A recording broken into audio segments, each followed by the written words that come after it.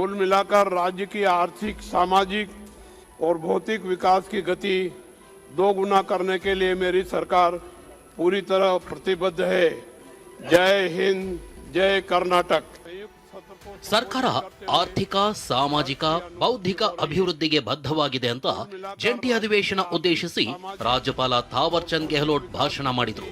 ಸರ್ಕಾರ ಕೊಟ್ಟ ಭಾಷಣದ ಪ್ರತಿಯ ಮೊದಲ ಮತ್ತು ಕೊನೆ ಪ್ಯಾರವನ್ನ ಮಾತ್ರ ಓದಿದ ರಾಜ್ಯಪಾಲರು 37 ಸೆಕೆಂಡ್ನಲ್ಲಿ ಭಾಷಣ ಮುಗಿಸಿದರು. ಆ ಬಳಿಕ ಕರ್ನಾಟಕ ವಿಧಾನಸಭೆಯಲ್ಲಿ ಹಿಂದೆಂದೂ ಕಂಡು ಕೇಳರಿಯದ ಸಂದಿಗ್ಧ ಪರಿಸ್ಥಿತಿ ನಿರ್ಮಾಣವಾಗುವಂತಾಯಿತು. ಸರ್ಕಾರ ಕೊಟ್ಟ ಭಾಷಣ ಮಾಡದೆ ಕೇವಲ 2 ಸಾಲಿನಲ್ಲೇ ಭಾಷಣ ಮಾಡಿದ ರಾಜ್ಯಪಾಲರ ನಡೆಗೆ ಆಡಳಿತ ಪಕ್ಷದ ಸದಸ್ಯರು ಖಂಡಿಸಿದ್ರು, ಧಿಕ್ಕಾರ ಕೂಗಿದ್ರು, ಅಸಂವಿಧಾನಿಕ ನಡೆ ಅಂತ ಟೀಕಿಸಿದ್ರು.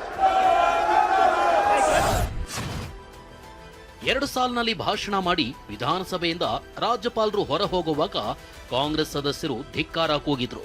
ದ್ವಾರದ ಬಳಿಯೇ ಇದ್ದ ಕಾಂಗ್ರೆಸ್ ಪರಿಷತ್ ಸದಸ್ಯ ಬಿಕೆ ಹರಿಪ್ರಸಾದ್ ನೀವು ಭಾಷಣ ಮಾಡಲೇಬೇಕು ಅಂತ ತಾಕೀತು ಮಾಡಿದ್ರು. ಭಾಷಣ ಮಾಡದೆ ಕರ್ನಾಟಕವನ್ನ ಅಪಮಾನ ಮಾಡಬೇಡಿ ಅಂದ್ರು. ಈ ವೇಳೆ ಹರಿಪ್ರಸಾದ್ರನ್ನ ಅಲುಗಾಡಲು ಸಾಧ್ಯವಾಗದಂತೆ ಪಕ್ಕಕ್ಕೆಳೆದೊಯ್ದಿದ್ದ ಮಾರ್ಷಲ್ಗಳು ಪಕ್ಕಕ್ಕೆ ಬಿಟ್ಟಿದ್ರು.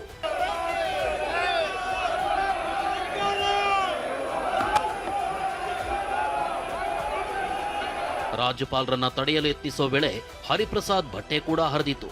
ಬಿಜೆಪಿಯವರೇ ಕುರ್ತಾ ಹರಿದಿದ್ದಾರೆ ಅಂತ ಹರಿಪ್ರಸಾದ್ ಆರೋಪಿಸಿದರು.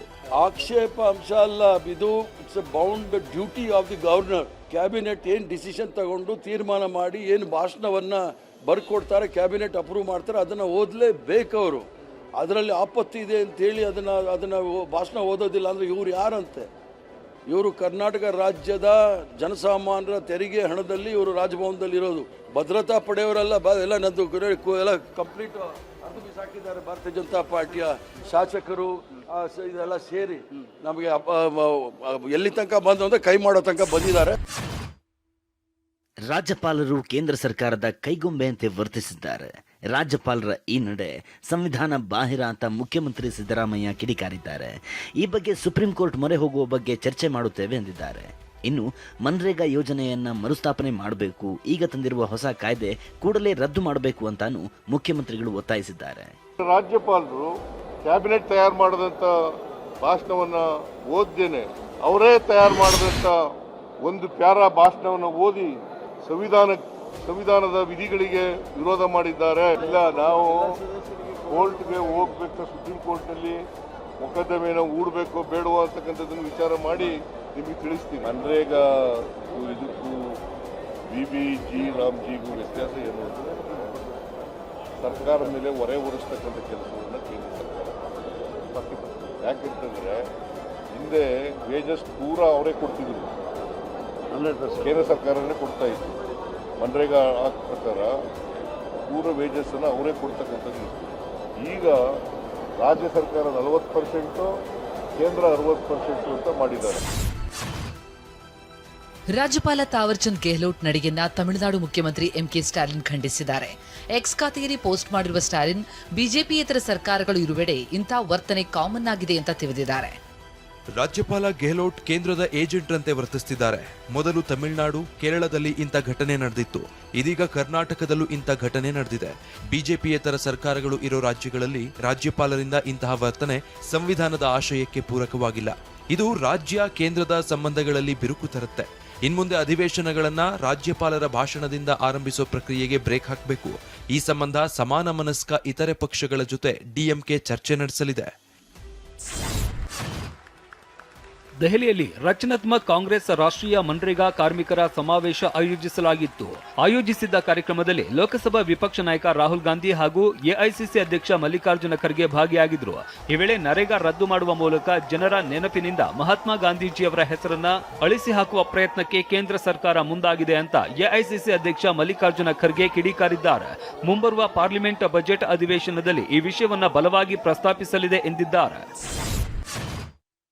ಗದಗ ಜಿಲ್ಲೆಯ ಲಕ್ಕುಂಡಿಯಲ್ಲಿ ಚಿನ್ನದ ನಿಧಿ ಶೋಧಕ್ಕೆ ನಡೀತಾ ಇರುವ ಉತ್ಖನನದ 7ನೇ ದಿನ ಮತ್ತಷ್ಟು ಪುರಾತನ ವಸ್ತುಗಳು ಪತ್ತೆಯಾಗಿವೆ. ಇಲ್ಲಿ ನೋಡಿ, ಮಣ್ಣು ಅಗೆಯುವಾಗ ಲೋಹವೊಂದು ಸಿಕ್ಕಿದೆ. ಇದರ ಜೊತೆಗೆ 5 ಮೂಳೆಗಳು ಸಿಕ್ಕಿವೆ. ಇದು ಮನುಷ್ಯರದ್ದ ಇಲ್ಲ ಪ್ರಾಣಿಗಳ ಮೂಳೆನ ಅನ್ನೋದನ್ನ ತಿಳಿಯಲು ಪರೀಕ್ಷೆಗೆ ರವಾನಿಸಲಾಗಿದೆ. ಇನ್ನು ಸುಮಾರು 1.5 ಅಡಿಗಳಷ್ಟು ಆಳ ಆಗಿದ್ರೆ ಲಕ್ಕುಂಡಿಯ ನೈಜ ದರ್ಶನವಾಗಲಿದೆ ಅಂತ ಲಕ್ಕುಂಡಿ ಅಭಿವೃದ್ಧಿ ಪ್ರಾಧಿಕಾರದ ಸದಸ್ಯರು ಹೇಳಿದ್ದಾರೆ. ಇನ್ನು 1 ರಿಂದ 1.5 ಅಡಿ ಬಗೆದ್ರೆ ನಮ್ಮ ನೈಜ ಲಕ್ಕುಂಡಿ ಇನ್ನೇನು ಪ್ರಾರಂಭವಾಗುತ್ತದೆ. ನಿಧಿ ಸಿಕ್ಕ ಪ್ರಜ್ವಲ್ ರೀತಿ ಕುಟುಂಬಕ್ಕೆ ಗ್ರಾಮ ಪಂಚಾಯಿತಿಯಿಂದ ಸೈಟ್ ಘೋಷಣೆಯಾಗಿದೆ. ಜನವರಿ 10ರಂದು ಈ ಬಡ ಕುಟುಂಬ ಸೂರು ಕಟ್ಟಿಕೊಳ್ಳಲು ಅಡಿಪಾಯ ಹಾಕುವಾಗ ಭೂಮಿಯಲ್ಲಿ 466 ಗ್ರಾಂ ಚಿನ್ನದ ನಿಧಿ ಸಿಕ್ಕಿತ್ತು. ನಿಧಿಯನ್ನ ಸರ್ಕಾರಕ್ಕೆ ಹಿಂದಿರುಗಿಸಿ ಪ್ರಾಮಾಣಿಕತೆ ಮೆರೆದಿದ್ದ ಕುಟುಂಬಕ್ಕೆ ಜಾಗ, ನಿವೇಶನ ಮತ್ತು ಉದ್ಯೋಗ ನೀಡಬೇಕೆಂಬ ಆಗ್ರಹದ ಬಗ್ಗೆ TV9 ನಿರಂತರ ವರದಿ ಮಾಡಿತ್ತು. ಅಂತೆಯೇ ಈಗ 40-30 ವಿಸ್ತೀರ್ಣದ ಸೈಟ್ ಘೋಷಣೆಯಾಗಿದೆ. TV9 ವರದಿಗೆ ಪ್ರಜ್ವಲ್ ಹಾಗೂ ತಾಯಿ ಕಸ್ತೂರವರ್ತಿ ಖುಷಿಯಿಂದ ಧನ್ಯವಾದ ಅರ್ಪಿಸಿದ್ದಾರೆ. ಲಕ್ಕುಂಡಿಯಲ್ಲಿ ಚಿನ್ನದ ನಿಧಿ ಸಿಕ್ಕ ಬೆನ್ನಲ್ಲೇ ಇಲ್ಲಿನ ಜಮೀನುಗಳಿಗೆ 3 ಪಟ್ಟು ಬೆಲೆ ಹೆಚ್ಚಳವಾಗಿದೆ. ರಾಷ್ಟ್ರೀಯ ಹೆದ್ದಾರಿ 63ರ ಪಕ್ಕದ ಜಮೀನುಗಳಿಗೆ ಭಾರಿ ಬೇಡಿಕೆ ಬಂದಿದೆ. ಎಕರೆಗೆ 40 ಲಕ್ಷ ರೂಪಾಯಿ ಇದ್ದ ಜಮೀನು ಬೆಲೆ ಈಗ 1 ಕೋಟಿಗೆ ಏರಿದೆ. ಲಕ್ಕುಂಡಿಯನ್ನ ವಿಶ್ವ ಪಾರಂಪರಿಕ ಪಟ್ಟಿಗೆ ಸೇರಿಸೋದಕ್ಕೆ ಸರ್ಕಾರ ಪ್ರಯತ್ನಿಸ್ತಾ ಇದೆ. ಈ ಬೆನ್ನಲ್ಲೇ 3 ಸ್ಟಾರ್ 5 ಸ್ಟಾರ್ ಹೋಟೆಲ್ಗಳ ಮಾಲೀಕರು ಇಲ್ಲಿ ಭೂಮಿ ಖರೀದಿಗೆ ಮುಂದಾಗಿದ್ದಾರೆ. ಈಗ ಹೆದ್ದಾರಿ ಪಕ್ಕದಲ್ಲಿ ಇರುವಂತಹ ಜಮೀನುಗಳಿಗೆ ಕೋಟಿ ಬೆಲೆ ಬಾಳ್ತಾ ಇದೆ 1 ಎಕರೆಗೆ ಅಂತ ಹೇಳ್ತಾರೆ. ಇದು ಸೇರ್ಪಡೆ ಆಗ್ತೈತಿ ಅನ್ನೋದು ಯಾವಾಗ ಇದು ಜನರಿಗೆ ಮನವರಿಕೆ ಆಗಾಕತ್ತ ರೈತರು ಕೂಡ ಈಗ ಅಲರ್ಟ್ ಆಗ್ಯಾರ. ಈಗ ಭೂಮಿ ರೇಟ್ ಜಂಪ್ ಆಗ್ಯಾವ. ಈಗ ಇಲ್ಲಿ 70 ಲಕ್ಷ 80 ಲಕ್ಷ ಈಗ 2 ತಿಂಗಳದಿಂದ ಇದ್ದು ಮತ್ತೆ ಈಗ 1 ಕೋಟಿ ಹೇಳಕತ್ತಾರೆ. ಈಗ ಕೋಟಿ ರೂಪಾಯಿ ಅದಾವೆ. ಒಳಗೆ ಹೋದ್ರೆ 35-40 ಲಕ್ಷ ರೂಪಾಯಿ ಅದಾವೆ. ಈಗ ಉತ್ಖನನ ಆಗಿದ್ದಾಗ ಇಲ್ಲಿ ಊರು ಎಲ್ಲ ಭೂಮಿ ರೇಟ್ ಜಂಪ್ ಆಗ್ಕೊಂಡು ನಿಂತಾರೆ. ಗದಗದ ಲಕ್ಕುಂಡಿಯಲ್ಲಿ ನಿಧಿ ಸಿಕ್ಕಿರೋದು ಭಾರಿ ಸಂಚಲನ ಮೂಡಿಸಿದೆ. ಇತ್ತ ಕೊಪ್ಪಳ ಜಿಲ್ಲೆಯ ಜಮೀನಿನಲ್ಲಿ ಅಲಾಯಿ ದೇವರುಗಳು ಪತ್ತೆಯಾಗಿದ್ದು ಅಚ್ಚರಿ ಮೂಡಿಸಿದೆ.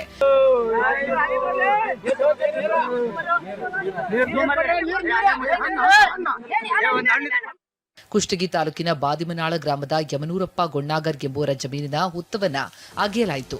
ಆ ವೇಳೆ ಅಲಾಯಿ ದೇವರುಗಳು ಸಿಕ್ಕಿವೆ. ಇರ್ತಕ್ಕಂಥ ಇದೊಂದು ದೇವರು ಕುದುರೆ, ಈ 10 ಕುದುರೆಗಳು ಮತ್ತೊಬ್ರು ಇನ್ನೊಬ್ರು ಇದ್ದಾರ. ಈಗ ದೇವರುಗಳು ಅವ್ರು ಏನ್ ಹೇಳ್ತಾ ಇದ್ರು, ಈ ಹುತ್ತದಲ್ಲಿ ದೇವರುಗಳು ಇದ್ದಾವು ಅಂತ ಹೇಳಿ ಕೆಲವಷ್ಟು ದಿನಗಳ ಹಿಂದೆ ಹೇಳ್ತಾ ಇದ್ರು. ಕೆಲ ದಿನಗಳಿಂದ ಹುತ್ತದಲ್ಲಿ ದೇವರು ಇದೆ ಅಂತ ಹೇಳ್ತಾ ಇದ್ರಂತೆ. ಗ್ರಾಮಸ್ಥರು ಮೂಢನಂಬಿಕೆ ಇದ್ದಾರೆ ಅಂತ ಬಿಟ್ಟಿದ್ರಂತೆ. ಆದ್ರೆ ನಿನ್ನೆ ಹುತ್ತ ಆಗದಾಗ ದೇವರುಗಳು ಪತ್ತೆಯಾಗಿವೆ. ಪತ್ತೆಯಾದ ಅಲಾಯಿ ದೇವರುಗಳನ್ನ ಗ್ರಾಮಸ್ಥರು ಮಸೀದಿಯಲ್ಲಿಟ್ಟಿದ್ದಾರೆ. ಕೆಂಪೇಗೌಡ ಏರ್ಪೋರ್ಟ್ನಲ್ಲಿ ವಿದೇಶಿ ಮಹಿಳೆಗೆ ಲೈಂಗಿಕ ಕಿರುಕುಳವನ್ನ ನೀಡಿದ ಆರೋಪದ ಮೇಲೆ ಏರ್ಲೈನ್ಸ್ ಸಿಬ್ಬಂದಿ ಅಫಾನ್ ಅಹಮದ್ನನ್ನ ಬಂಧಿಸಲಾಗಿದೆ. ಈತ ವಿಮಾನ ನಿಲ್ದಾಣದ ಸಿಬ್ಬಂದಿಯಾಗಿದ್ದು ಭದ್ರತಾ ಪರಿಶೀಲನೆ ಹೆಸರಲ್ಲಿ ಮಹಿಳೆಗೆ ಲೈಂಗಿಕ ಕಿರುಕುಳವನ್ನ ನೀಡಿರುವ ಆರೋಪವಿದೆ. ನಾನು ದಕ್ಷಿಣ ಕೊರಿಯಾಕ್ಕೆ ವಿಮಾನ ಹತ್ತಲು ಕೆಂಪೇಗೌಡ ಅಂತಾರಾಷ್ಟ್ರೀಯ ವಿಮಾನ ನಿಲ್ದಾಣಕ್ಕೆ ಆಗಮಿಸಿದೆ. ಈ ವೇಳೆ ಟಿಕೆಟ್ ತಪಾಸಣೆಯ ಸಮಯದಲ್ಲಿ ಆರೋಪಿ ಸಿಬ್ಬಂದಿ ನಿಮ್ಮ ವಸ್ತುಗಳಲ್ಲಿ ಬೀಪ್ ಶಬ್ದ ಬರುತ್ತಿದೆ ಅಂತ ಹೇಳಿದ್ರು. ಹೀಗಾಗಿ ನಿಮ್ಮನ್ನು ಪ್ರತ್ಯೇಕ ತಪಾಸಣೆಗೆ ಒಳಗಾಗುವಂತೆ ಕೇಳಿಕೊಂಡರು. ತಪಾಸಣೆಯ ನೆಪದಲ್ಲಿ ನನ್ನನ್ನು ಪುರುಷರ ಶೌಚಾಲಯಕ್ಕೆ ಕರೆದುಕೊಂಡು ಹೋದ್ರು. ಅಲ್ಲಿ ಅನುಚಿತವಾಗಿ ವರ್ತಿಸಿ ಲೈಂಗಿಕ ಕಿರುಕುಳ ನೀಡಿದ್ದಾರೆ. ತನ್ನನ್ನು ಅನಪೇಕ್ಷಿತ ಸ್ಥಳದಲ್ಲೆಲ್ಲ ಅನುಚಿತವಾಗಿ ಮುಟ್ಟಿದ್ದಾರೆ. ವಿರೋಧ ವ್ಯಕ್ತಪಡಿಸಿದಾಗ ಬಲವಂತವಾಗಿ ತಬ್ಬಿಕೊಂಡಿದ್ದಾರೆ. ಆ ಸಿಬ್ಬಂದಿ ವಿರುದ್ಧ ಕ್ರಮ ಕೈಗೊಳ್ಳಬೇಕೆಂದು ಈ ಮೂಲಕ ಕೇಳಿಕೊಳ್ಳುತ್ತಿದ್ದೇನೆ. ವಿದೇಶಿ ಮಹಿಳೆ ದೂರಿನ ಸಂಬಂಧ ಎಫ್ಐಆರ್ ದಾಖಲಾಗಿತ್ತು. ಆರೋಪಿಯನ್ನ ಬಂಧಿಸಿರುವ ಪೊಲೀಸರು ನ್ಯಾಯಾಂಗ ಬಂಧನಕ್ಕೆ ಒಪ್ಪಿಸಿದ್ದಾರೆ. ಏರ್ ಇಂಡಿಯಾ ಸ್ಯಾಟ್ಸ್ ಆಡಳಿತ ಮಂಡಳಿ ಆರೋಪಿ ಸಿಬ್ಬಂದಿಯನ್ನ ಕೆಲಸದಿಂದ ವಜಾ ಮಾಡಿದೆ. ಶಿಡ್ಲಘಟ್ಟ ನಗರಸಭೆ ಪೌರಾಯುಕ್ತ ಅಮೃತಾ ಗೌಡಗೆ ಬೆದರಿಕೆ ಹಾಕಿದ ಪ್ರಕರಣ ಸಂಬಂಧ ಎಫ್ಐಆರ್ ರದ್ದು ಕೋರಿದ ರಾಜೀವ್ ಗೌಡ ಅರ್ಜಿ ವಜಾಗೊಂಡಿದೆ. ಬಿಎನ್ಎಸ್ ಸೆಕ್ಷನ್ 79 ಅಳವಡಿಸದ ಪೊಲೀಸರ ಕ್ರಮಕ್ಕೆ ಹೈಕೋರ್ಟ್ ಅಸಮಾಧಾನ ಹೊರಹಾಕಿದೆ. ಮಹಿಳೆಯ ಗೌರವಕ್ಕೆ ಧಕ್ಕೆ ತರುವ ಪದ ಬಳಕೆಯಾಗಿದೆ. ಜನಪ್ರತಿನಿಧಿ ಆಗಬಯಸುವವರು ಮಾತಿನ ಮೇಲೆ ನಿಯಂತ್ರಣ ಇಡಬೇಕು ಅಂತ ನ್ಯಾಯಮೂರ್ತಿ ಎಂ ನಾಗಪ್ರಸನ್ನ ಅವರಿದ್ದ ಹೈಕೋರ್ಟ್ ಪೀಠ ಅಭಿಪ್ರಾಯಪಟ್ಟಿದೆ. ಮತ್ತೊಂದೆಡೆ ಅಮೃತಾ ಗೌಡಗೆ ಆಸಿಡ್ ಎರಚೋದಾಗಿ ಆರೋಪಿ ರಾಜೀವ್ ಗೌಡ ಪರ ಪತ್ರ ಬರೆದು ಬೆದರಿಕೆ ಹಾಕಿರುವ ಆರೋಪ ಕೇಳಿಬಂದಿದೆ. ಈ ಸಂಬಂಧ ಪೊಲೀಸರಿಗೆ ಅಮೃತಾ ಗೌಡ ದೂರು ನೀಡಿದ್ದಾರೆ. ಸಾಫ್ಟ್ವೇರ್ ಇಂಜಿನಿಯರ್ ಯುವತಿಯೊಬ್ಬಳಿಗೆ ಮ್ಯಾಟ್ರಿಮೋನಿಯಲ್ಲಿ ಪರಿಚಯವಾದ ವ್ಯಕ್ತಿಯೊಬ್ಬ ತನ್ನನ್ನ ಕೋಟ್ಯಾಧಿಪತಿ ಉದ್ಯಮಿ ಅಂತ ನಂಬಿಸಿ ಮದುವೆ ಆಗ್ತೀನಿ ಅಂತ ಆಮಿಷವೊಡ್ಡಿದ್ದ. ತನ್ನ ಪತ್ನಿಯನ್ನೇ ಅಕ್ಕ ಅಂತ ಪರಿಚಯಿಸಿ ಯುವತಿಗೆ ಬರೋಬ್ಬರಿ 1.75 ಕೋಟಿ ವಂಚಿಸಿರುವುದು ಬೆಳಕಿಗೆ ಬಂದಿದೆ. ವೈಟ್ಫೀಲ್ಡ್ ಮೂಲದ ಸಾಫ್ಟ್ವೇರ್ ಇಂಜಿನಿಯರ್ ಯುವತಿಗೆ 2 ವರ್ಷಗಳ ಹಿಂದೆ ಆರೋಪಿ ವಿಜಯರಾಜ್ ಗೌಡನ ಪರಿಚಯವಾಗಿದೆ. ತಾನು ಉದ್ಯಮಿ, 715 ಕೋಟಿ ಆಸ್ತಿ ಇದೆ ಅಂತ ಹೇಳಿ ಯುವತಿಯನ್ನ ನಂಬಿಸಿದ್ದಾನೆ. ನನ್ನ ಮೇಲೆ ಇಡಿ ಕೇಸ್ ದಾಖಲಾಗಿದೆ. ಬ್ಯಾಂಕ್ ಅಕೌಂಟ್ ಫ್ರೀಸ್ ಆಗಿದೆ ಅಂತ ಕಥೆ ಕಟ್ಟಿರುವ ಈತ ತನಗೆ ತುರ್ತು ಹಣದ ಅಗತ್ಯವಿದೆ ಅಂತ ಯುವತಿಯಿಂದ 1.75 ಕೋಟಿ ಹಣವನ್ನ ಪಡೆದು ವಂಚಿಸಿದ್ದಾನೆ. ಮೋಸ ಹೋದ ಯುವತಿ ವೈಟ್ಫೀಲ್ಡ್ ಠಾಣೆಗೆ ದೂರು ಕೊಟ್ಟಿದ್ದಾರೆ. ಆರೋಪಿ ವಿಜಯ್ ಇದೇ ರೀತಿ ಇನ್ನೂ ಅನೇಕರಿಗೆ ವಂಚಿಸಿರುವುದು ಬೆಳಕಿಗೆ ಬಂದಿದೆ. ಸ್ವಿಟ್ಜರ್ಲೆಂಡ್ನಲ್ಲಿ ನಡೀತಾ ಇರುವ ವಿಶ್ವ ಆರ್ಥಿಕ ವೇದಿಕೆಯ ವಾರ್ಷಿಕ ಸಭೆಯಲ್ಲಿ ಡಿಸಿಎಂ ಡಿಕೆ ಶಿವಕುಮಾರ್ ಭಾಗಿಯಾಗಿದ್ದಾರೆ. ಬೆಂಗಳೂರಿನಲ್ಲಿ ಹೂಡಿಕೆ ಮಾಡುವಂತೆ ಜಾಗತಿಕ ಹೂಡಿಕೆದಾರರಿಗೆ ಡಿಕೆಶಿ ಆಹ್ವಾನ ನೀಡಿದ್ದಾರೆ. ಹೂಡಿಕೆದಾರರನ್ನ ಉದ್ದೇಶಿಸಿ ಮಾತನಾಡಿದ ಡಿಸಿಎಂ ಡಿಕೆ, ಬೆಂಗಳೂರು ಭವಿಷ್ಯದ ನಗರ. ಬೆಂಗಳೂರಲ್ಲಿ ಹವಾಮಾನ, ಸಂಸ್ಕೃತಿ, ಮಾನವ ಸಂಪನ್ಮೂಲ ಅತ್ಯುತ್ತಮವಾಗಿದೆ. ವಿಶ್ವದ ಅನೇಕ ಕಂಪನಿಗಳು ಬೆಂಗಳೂರಲ್ಲಿ ಬೆಳೀತಾ ಇವೆ. ನಮ್ಮ ದೇಶ ಮುಂದಿನ 25 ವರ್ಷಗಳಿಗೆ ತಯಾರಿ ನಡೆಸ್ತಾ ಇದೆ. ನಾನು ಬೆಂಗಳೂರಿನಿಂದ ಬಂದಿದ್ದೇನೆ. ಇಡೀ ವಿಶ್ವ ಭಾರತವನ್ನ ಬೆಂಗಳೂರು ಮೂಲಕ ನೋಡುತ್ತಿದೆ ಅಂತ ಹೇಳಿದ್ದಾರೆ. This is a city for future. We invite everyone. Now already all the global leaders are working there. They have been growing up. But I would like all of us to come to the city. We'll all work together. We'll make you stronger. I always tell, joining together is the beginning. Discussing, thinking together is the progress. Working together will be the success for making all of you very strong. ಇನ್ನು ಭಾರತದ ಇತರೆ ರಾಜ್ಯಗಳಿಗೆ ಹೋಲಿಸಿದ್ರೆ ಕರ್ನಾಟಕದ ಆರ್ಥಿಕತೆ ಗಟ್ಟಿಯಾಗಿದೆ. ಬೇರೆ ರಾಜ್ಯಗಳಿಗಿಂತ ಹೆಚ್ಚು ತೆರಿಗೆ ಸಂಗ್ರಹವಾಗ್ತಾ ಇದೆ ಅಂತ ಮಾಹಿತಿ ನೀಡುವ ಮೂಲಕ ಹೂಡಿಕೆದಾರರನ್ನ ಸೆಳೆಯುವ ಪ್ರಯತ್ನ ಮಾಡಿದ್ದಾರೆ. ರಾಷ್ಟ್ರ ರಾಜಧಾನಿ ದೆಹಲಿಯಲ್ಲಿ ಮತ್ತೋರ್ವ ಅಪ್ರಾಪ್ತೆಯನ್ನ ಕಿಡ್ನಾಪ್ ಮಾಡಿ ಅತ್ಯಾಚಾರ ನಡೆಸಿದ ಪ್ರಕರಣ ದಾಖಲಾಗಿದೆ.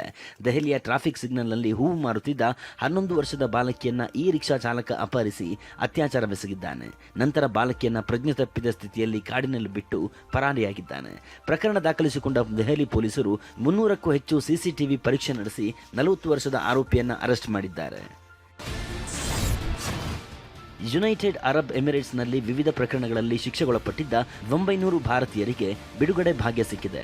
ಬಿಡುಗಡೆಯಾಗಲಿರುವ 900 ಜನರ ಲಿಸ್ಟ್ ಅನ್ನ ಅಬುಧಾಬಿಯಲ್ಲಿರುವ ಭಾರತದ ರಾಯಭಾರ ಕಚೇರಿಗೆ ಹಸ್ತಾಂತರ ಮಾಡಲಾಗಿದೆ.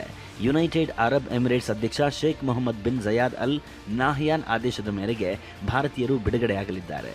ಯುಎಇ 54 ಏಕೀಕರಣದ ಸಂಭ್ರಮದ ವೇಳೆ ಮಾನವೀಯತೆ ಆಧಾರದಲ್ಲಿ 900 ಜನರ ಬಿಡುಗಡೆಗೆ ಆದೇಶ ಹೊರಡಿಸಲಾಗಿತ್ತು. ಬೆಂಗಳೂರಿನ ಚರ್ಚ್ ಸ್ಟ್ರೀಟ್ ರಸ್ತೆಯಲ್ಲಿ ದುಬಾರಿ ಕಾರ್ ನಿಲ್ಲಿಸಿ ಡೋರ್ ತೆಗೆದು ಶೋಕಿ ಮಾಡುತ್ತಿದ್ದವನ ವಿರುದ್ಧ ಪೊಲೀಸರು ಎಫ್ಐಆರ್ ದಾಖಲಿಸಿದ್ದಾರೆ. ದಾವಣಗೆರೆ ಮೂಲದ ಕಾರು ಮಾಲೀಕ ಕಿಶೋರ್ ಕಬ್ಬನ್ ಪಾರ್ಕ್ ಸಂಚಾರಿ ಪೊಲೀಸ್ ಠಾಣೆಯಲ್ಲಿ ಎಫ್ಐಆರ್ ದಾಖಲಿಸಿ ಕಾರು ಜಪ್ತಿ ಮಾಡಲಾಗಿದೆ. WPLನಲ್ಲಿ ಯುಪಿ ವಾರಿಯರ್ಸ್ ವಿರುದ್ಧ ಗುಜರಾತ್ ಜೈಂಟ್ಸ್ ಗೆದ್ದು ಬೀಗಿದೆ. ನಿನ್ನೆ ಗುಜರಾತ್ನ ವಡೋದರಾದಲ್ಲಿ ನಡೆದ ಪಂದ್ಯದಲ್ಲಿ ಯುಪಿ ವಾರಿಯರ್ಸ್ ನಾರಿಯರನ್ನ ಆಶ್ಲಿ ಗಾರ್ಡ್ನರ್ ಪಡೆ ಬಗ್ಗು ಬಡಿತು. ಮೊದಲು ಬ್ಯಾಟ್ ಮಾಡಿದ ಗುಜರಾತ್ ಜೈಂಟ್ಸ್ ನಿಗದಿತ 20 ಓವರ್ಗಳಲ್ಲಿ 8 ವಿಕೆಟ್ ನಷ್ಟಕ್ಕೆ 154 ರನ್ ಪೇರಿಸಿತ್ತು. ಈ ಗುರಿ ಬೆನ್ನತ್ತಿದ ಯುಪಿ ವಾರಿಯರ್ಸ್ 108 ರನ್ಗಳಿಗೆ ಸರ್ವಪತನವಾಯಿತು. ಗುಜರಾತ್ ಜೈಂಟ್ಸ್ ಪರ 3 ವಿಕೆಟ್ ಪಡೆದ ಕನ್ನಡತಿ ರಾಜೇಶ್ವರಿ ಗಾಯಕ್ವಾಡ್ ಪಂದ್ಯ ಶ್ರೇಷ್ಠ ಪ್ರಶಸ್ತಿಗೆ ಭಾಜನರಾದರು.